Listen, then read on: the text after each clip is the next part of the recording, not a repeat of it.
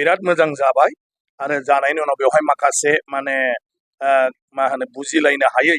जेंनाफोर दङमोन जे अबेबा डिपार्टमेन्टआ हा हुखौ बहाबा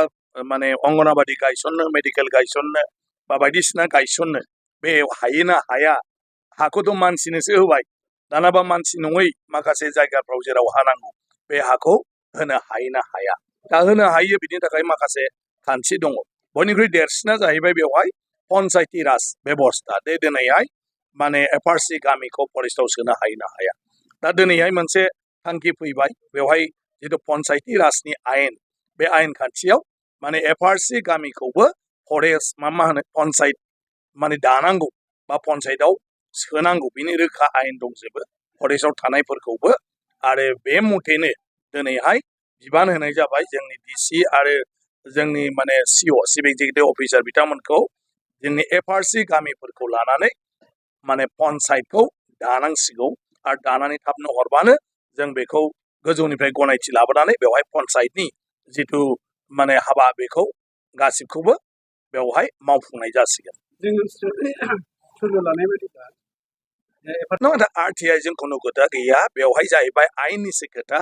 आरो बे आयेना जाहैबाय जायफ्रा फरेस्टआव रायजो जानाय ट्राइबेल सुबुंफोर दं बिसोर बे फरेस्टआव सेटेलमेन्ट मोननो हायो जायफ्रा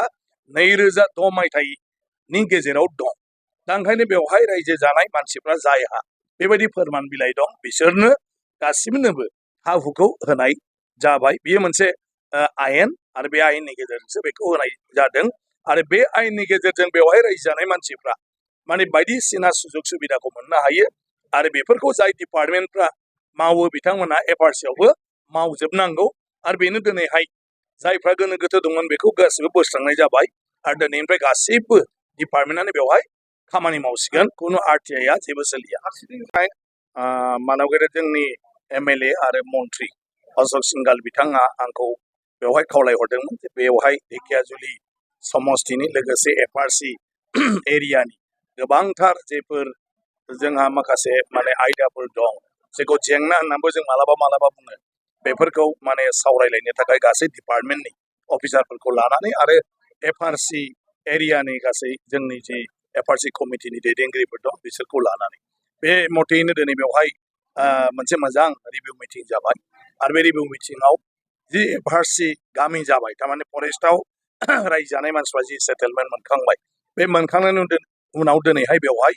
डिपार्टमेन्टेलि गोबां खामानिफ्रा जायोब्लासो जिहेतु मानसिफोरनि जिउ खांनाया गोरलै जागोन बेखायनो गासै डिपार्टमेन्टआनो बेवहाय जाहाथे खामानि मावो दा बिथांमोना मा खामानि मावखो बेखौनो दिनै मन्त्रि बिथाङा बेवहाय रिभिउ खालामदों जोंनि प्रेजेन्सआव जोंनि मानाव गिदिर एमपि बिथांबो दं रन्जित दत्त बिराद मोजां जाबाय